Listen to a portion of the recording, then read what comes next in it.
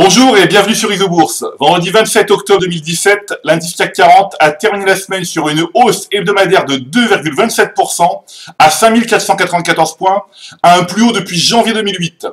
Passons tout de suite à l'analyse des marchés dans le logiciel Isobourse. Alors, si vous êtes un utilisateur du logiciel Isobourse et un habitué de cette chronique, vous n'êtes pas surpris de voir l'indice CAC 40 évoluer actuellement autour des 5500 points, au plus haut depuis près de 10 ans. En effet, cela fait bientôt un an que le logiciel Isobourse nous a indiqué le début de la tendance haussière moyen terme sur le CAC 40, notamment depuis le croisement haussier des cours de pression Isobourse 5 et 20 mois validé fin novembre 2016. L'indice CAC 40 a gagné plus de 900 points depuis le signal Isobourse, soit une performance de plus de 20%. Alors, outre-Atlantique, l'indice Nasdaq Composite s'est également offert une belle fin de semaine en terminant sur un nouveau plus haut historique à 6701 points. Alors, l'indice américain des valeurs technologiques a gagné plus de 28% depuis le croisement haussier des cours de pression Isobourse 5 et 20 mois validé fin août 2016.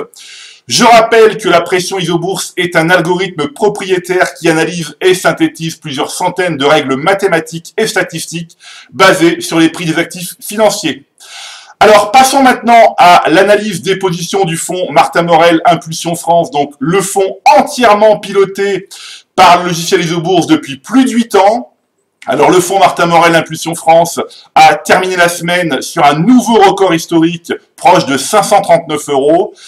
Avec plus de 22% depuis le début de l'année 2017 et 115% sur 5 ans, le fonds Martin Morel Impulsion France est la preuve indéniable de l'efficacité du logiciel Isobourse.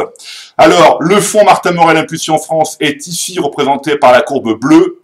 La courbe grise, c'est le CAC 40 et la courbe rouge, c'est l'indice SBF 120 dividendes réinvestis. Alors cette semaine, les deux plus fortes hausses du fonds Martin Morel Impulsion France, sont deux valeurs du secteur des semi-conducteurs, ST Microélectronique et Soitec. Alors ST Microélectronique qui a réalisé un très beau parcours cette semaine avec plus 18%. On va ici jeter un œil. Vous voyez que le logiciel Isobourse nous a informé d'un signal d'achat. C'était en août 2016. Plus de 100% de gains depuis. Des courbes sont toujours positives, donc nous conservons la valeur en portefeuille.